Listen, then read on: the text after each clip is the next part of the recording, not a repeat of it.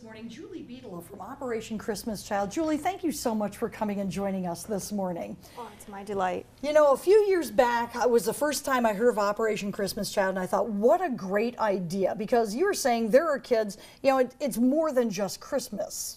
There are children that get these boxes year-round.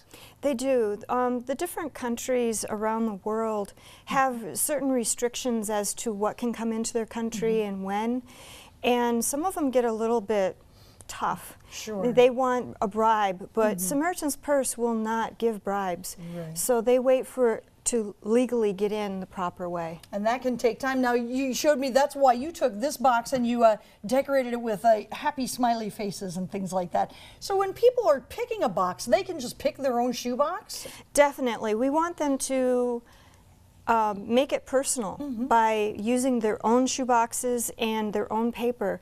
A lot of kids take the paper and put it on their wall because it's the only bright thing that they have. Sure. And you know, the one I like here is this plastic box that you brought in. You know, not only can they see it, but this box is like a piece of gold in some countries, isn't it? It is. In some areas, they have to walk great distances to find water or food, and they use this box for transporting those kind of things. Okay. In other areas where they have children prisons, this is their only thing that they own. Oh my goodness. And to have their very own box, there are children who've been adopted who bring their box with them to the adopted family home. Oh, now I'm going to pop this open so that you can tell us about what are the kind of things that a person would put in if they want to participate in Operation Christmas Child.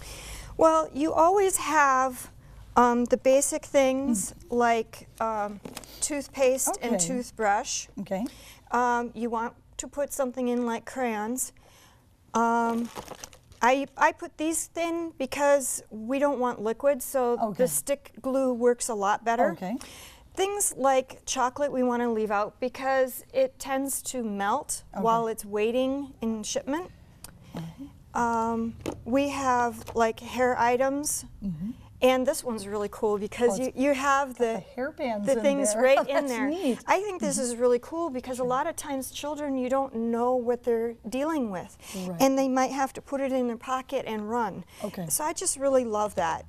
Of course, pencils are huge. Okay. If a child doesn't have their school supplies, they don't get to go to school. Oh, And one child, when he received his box, he held it above his head and said, "Glory to God," because now not only could he go to school, but so could some of his maybe family members Oh, or that's friends. neat. They're very, very giving over there. And this is a little box of a puzzle. Okay. That's really nice and something fun. Okay.